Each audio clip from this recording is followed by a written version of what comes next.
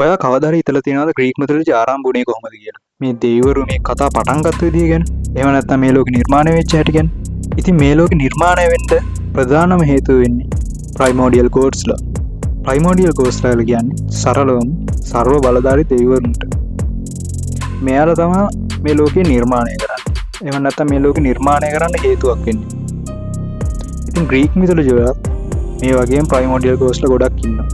අද වීඩියෝෙන් කතා කරමු ග්‍රීක මිතොලොජි වලට අනුව මේ ලෝකෙ නිර්මාණය වුණේ කොහොමද කියලා.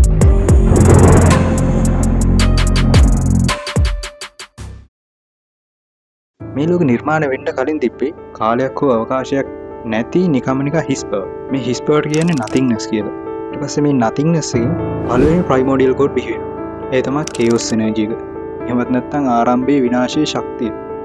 මේක තමයි ග්‍රීක මිතොලොජි වල පළවෙනි ප්‍රයිමෝඩියල් ගෝඩ් වෙන්නේ. ඊට පස්සේ මේ chaos energy එකෙන් ප්‍රධාන ප්‍රයිමෝඩියල් ගෝඩ්ස්ලා 4 දෙනා බිහි වෙනවා. ඒ 4 දෙනා තමයි ටාටරස්, නික්ස්, ඉරබස් සහ ගායා කියලා කියන්නේ. මෙතනනුත් ටාටරස් ප්‍රයිමෝඩියල් ගෝඩ් කෙනෙක් විදිහට හැඳින්වුවත් මේක ඇබිස් එකක්. එහෙමත් නැත්නම් ආගාධයක්. මේ ආගාධයේ අඳුරෙන් සහ සෙවණැලි වලින් පිරුණු තැනක් විදිහට තමයි ග්‍රීක මිතොලොජි වල අපිට අහන්න ලැබෙන්නේ. මොකද මේක හොඳට වින්ගුණ තැනක් නෙමෙයි. ඒ නික්ස් කියලා කියන්නේ රාත්‍රිය නිරූපණය කරන ප්‍රයිමෝඩියල් ගෝඩ්ස්. මෙයාත් එක්ක මේකුතුන මෙයාගේ සහෝදරය වෙන්නේ ඉරබස්. මෙයා තමයි අන්ධකාරයට සහ සෙවණැලි වලට අධිපති විදිහට ග්‍රීක මිතොලොජි වල හඳුන්වන්නේ. chaos energy එකෙන් අන්තිමට බිහි වුණ ප්‍රයිමෝඩියල් ගෝඩ්ස් වෙන්නේ ගායා. ගායා බිහි වුණාට පස්සේ මෙයා එක ලෝකයකට පණ දෙනවා. ඒ ලෝකේ තමයි පෘථිවිය. එමන්ත අපි දැන් ජීවත් වෙන ලෝකේ. මෙයා මේක නිර්මාණය කරන නිසාම පෘථිවියේ සැබෑ ජීවි ස්වරූපය වෙන්නේ ගායා. එමත් නැත්නම් සෑම ජීවියෙක්ගේ මාව වෙන්නේ ගායා. ගායා පෘථිවිය නිර්මාණය කරාට පස්සේ නිකන් හිටියේ නෑ. තවත් ප්‍රයිමෝඩියල් ගෝඩ්ස්ලා 3 දෙනෙක්ව බිහි කරනවා. මෙයාලා තමයි ගායාගේ පළවෙනි දරුවන් 3 දෙනා වෙන්නේ.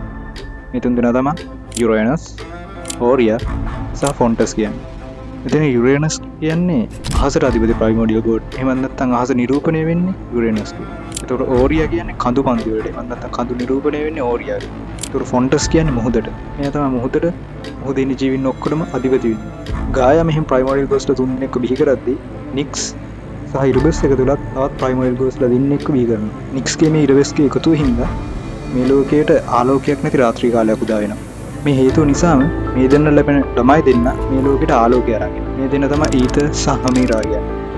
ඊතර්ගෙන් ආලෝකමත්ව සහ අමීරාගෙන් දිව්‍ය ආලෝකය. එහෙම නැත්නම් දහවල් කාලයේ නිරූපණය වෙනවා. මේ දෙන්නගේ ඉපදීමත් එක්ක අපේ ලෝකය දහවලේ සහ රාත්‍රී සම්බරතාවයකට වත් වෙන්න ගන්නවා.